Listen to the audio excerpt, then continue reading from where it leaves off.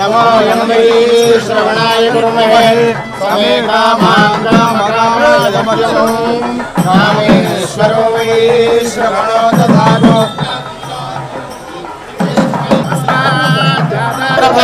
निर्विघ्नं कुरु मे देवा सर्वकालो एकनित्याय नमो नमः महागणाय नमः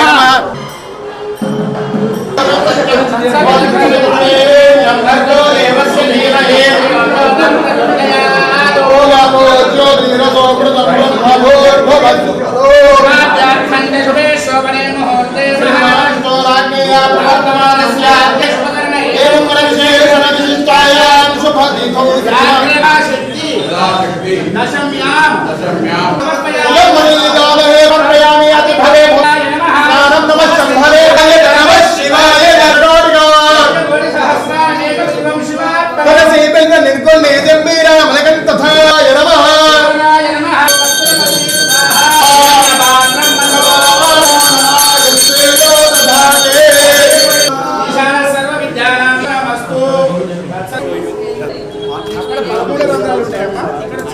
maximum strength. They are all cows. They show beautiful metallurgy. The tools they are prepared is fine. And the entire load is on this and then this is only the triple strength. See here, they come.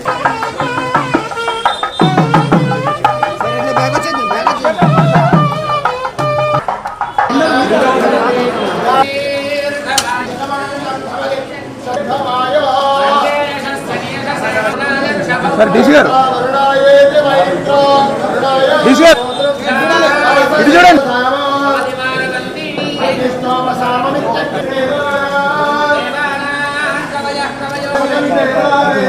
Malaysian sir.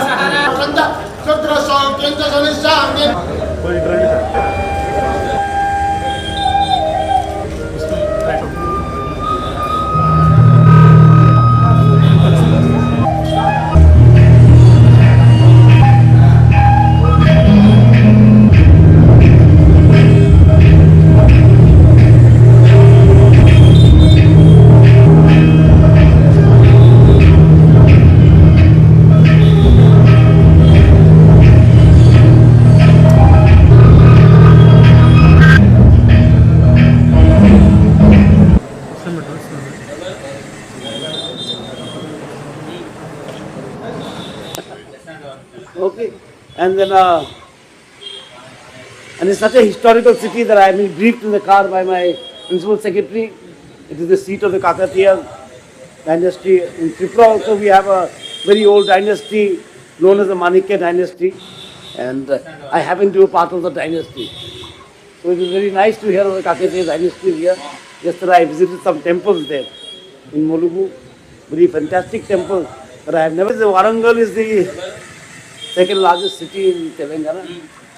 As we develop, these days, development is not only the catchword.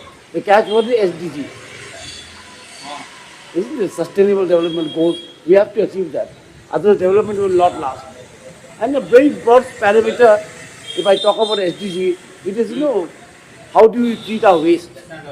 What do we do with so much waste generated? How do we, save our water resources? So they are doing the groundwater recharging, they are doing waste management. These are very encouraging things. And I was talking about organic farming because, over-dependence on chemical fertilizers will in due course of time make the land barren.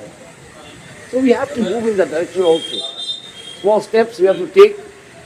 It may not be so numerative now, bio-farming, because the yield may be less and all that. But that is the order of the day. We have to look for alternative energy. We have to use solar energy. And I wonder who's looking after, there is a scheme named PM Kusum. Who's looking after that? Agriculture Department, is it? So how is it doing here?